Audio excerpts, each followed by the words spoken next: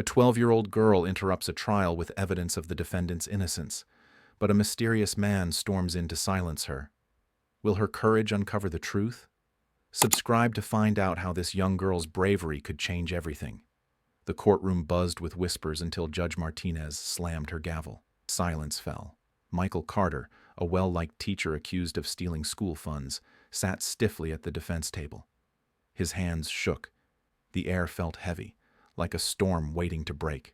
Prosecution, proceed with your closing argument, the judge said, adjusting her glasses.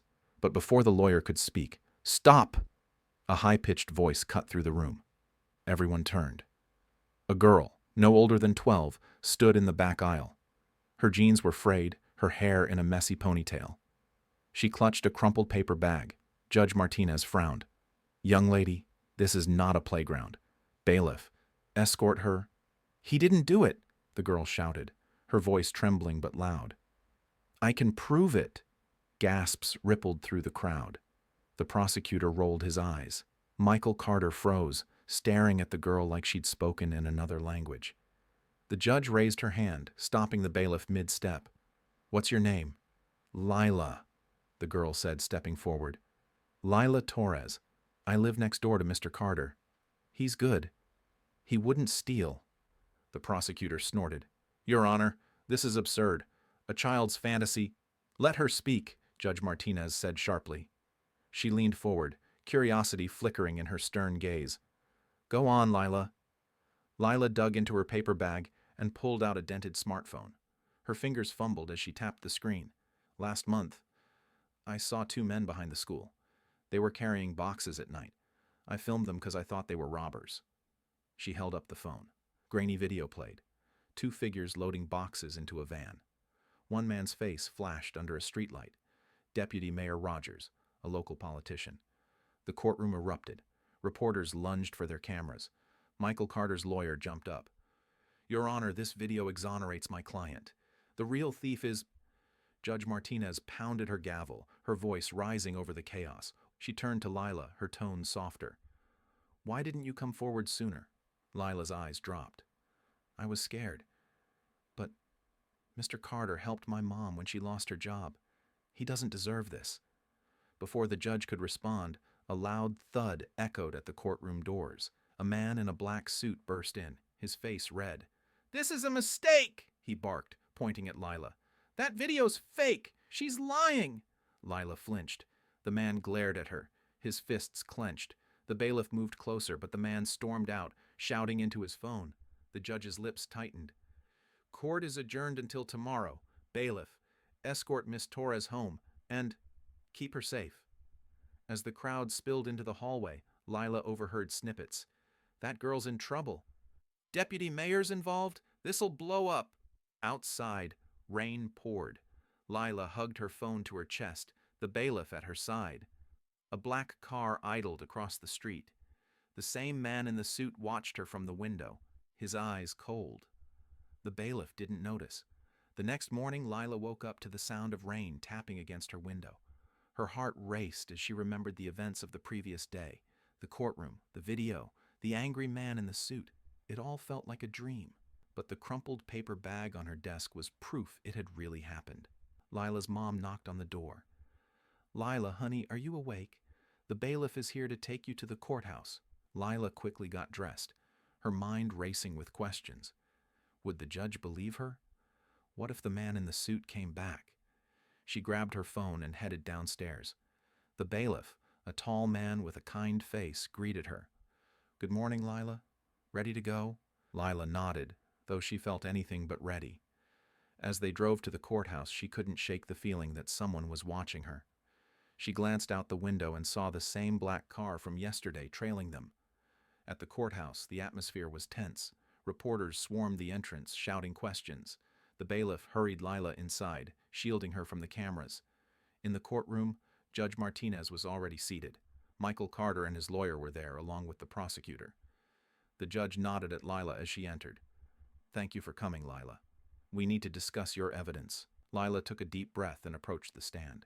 "Your Honor, I didn't mean to cause trouble. I just wanted to help Mr. Carter." The prosecutor stood up, his expression skeptical. Your Honor, we need to verify the authenticity of this video. It could be edited. Judge Martinez nodded. I agree. We'll have our tech team examine it, but for now let's hear from Lila. Lila explained how she had filmed the men behind the school, not realizing the significance of what she had captured. I didn't know who they were until I saw the news about Mr. Carter, she said. The courtroom door creaked open, and the man in the black suit slipped in, his eyes fixed on Lila. She felt a chill run down her spine. The judge noticed her discomfort. Is everything all right, Lila? Lila hesitated, then pointed at the man. He's the one who threatened me yesterday. The man froze, his face turning red. Your Honor, I was just trying to protect the integrity of the investigation. Judge Martinez's eyes narrowed. Bailiff, remove that man and hold him for questioning. As the bailiff escorted the man out, Lila felt a wave of relief, but she knew the danger wasn't over. The judge turned to her. Lila, you've been very brave, but I need to ask, do you have any other evidence? Lila thought for a moment, then remembered the paper bag. She opened it and pulled out a crumpled receipt. I found this near the school. It has the date and time when the men were there. The prosecutor examined the receipt, his expression changing. This matches the timeline of the theft. Michael Carter's lawyer stood up. Your Honor, this proves my client's innocence. The real culprits are the men in the video. Judge Martinez nodded. We'll need to investigate further, but this is compelling evidence. Court is adjourned until we have more information. As the courtroom emptied, Lila felt a mix of relief and anxiety. She knew she had done the right thing, but she also knew the man in the suit and his accomplices wouldn't give up easily. Outside, the bailiff approached her. Lila, we'll need to keep you safe until this is over. We'll arrange for protection. Lila nodded, grateful for the support. As she climbed into the bailiff's car, she noticed the black car parked across the street. The man in the suit was back, his eyes following her every move. The car pulled away, and Lila took a deep breath. She had started something bigger than she had imagined, and she knew she had to see it through. Over the next few days, the investigation intensified. The video and receipt were just the beginning. Lila worked with the authorities, providing more details about the men she had seen. The tech team confirmed the video's authenticity, and the receipt was verified. The man in the suit, who turned out to be a low-level enforcer for the real culprits, was arrested. Under questioning, he revealed the names of his bosses, local officials involved in the embezzlement scheme. Lila's heart raced as she sat in the courtroom for the final hearing. The judge listened as the prosecutor laid out the evidence against the officials. The room was silent, the tension palpable. When the judge announced the verdict, guilty, Lila felt a surge of relief. Justice had been served thanks to her bravery. As she left the courthouse, reporters surrounded her. Lila, how do you feel? What made you come forward? Do you have anything to say to others who might be in a similar situation? Lila smiled, her voice steady. I just want people to know that it's important to speak up. Even if you're scared, the truth can make a difference. Her mom hugged her tightly. I'm so proud of you, Lila. Lila looked up at the sky, feeling a sense of peace. She had faced her fears and helped uncover the truth.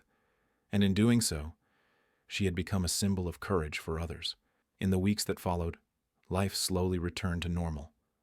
Lila went back to school, but she was no longer just a quiet student. She was a hero, a reminder that one person can make a difference.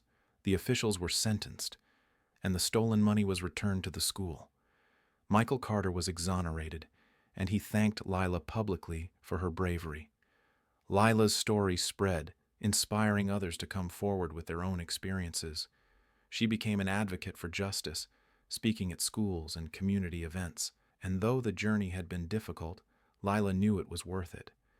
She had learned that sometimes the smallest voice can have the biggest impact.